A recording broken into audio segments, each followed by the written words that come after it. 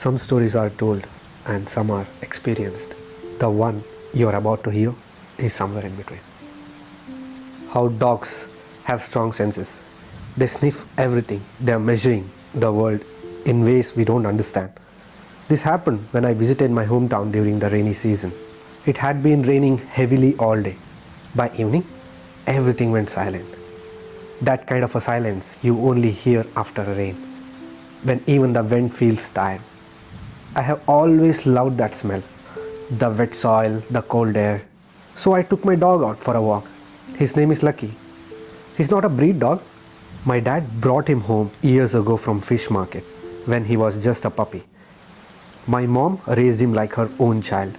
Lucky listens to her more than anyone. Sometimes it feels like he understands every word she says. That evening, we walked towards the river. The path was empty. No people, no sounds, just water flowing somewhere in the dark. That's when Lucky suddenly stopped. He started circling around a coconut tree near the river bank. Slow at first, then faster. His nose close to the ground, his body stiff. I remembered something I once heard online. Dogs circle when they sense something, not human. I laughed it off at first. Lucky, enough, I said. But he didn't stop. Then he did something he had never done before. He started growling. Not loud, not aggressive, just low, like a warning. The air around that tree felt different, cold. He suddenly backed away and came behind me, hiding. That's when I noticed something. The mud around the tree was disturbed. Not like footsteps, more like something had been dragged around it, again and again. In circles, the rain had softened the ground, but those marks were there, still fresh. I felt uncomfortable. Let's go, I said, pulling Lucky's leash. We started walking back, but Lucky kept looking behind. Not barking, not pulling, just watching, as if something was following us. That night, I couldn't sleep. Lucky usually sleeps near the door, but that night, he sat facing my room, awake.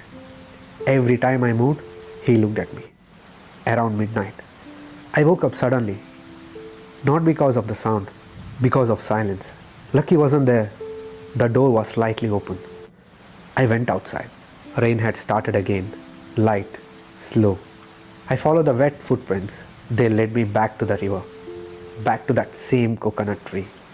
And there he was, Lucky, standing still, facing the tree, not moving, not blinking. I called him, Lucky. He didn't react. I walked closer, and that's when I saw it. He wasn't looking at the tree. He was looking at something behind it. Something I couldn't see, but I could feel it. That same cold from earlier. Suddenly, Lucky started circling again, but this time slower. And something about it felt wrong. He wasn't sniffing anymore. He was following something, like he was being guided, step by step, in a perfect circle.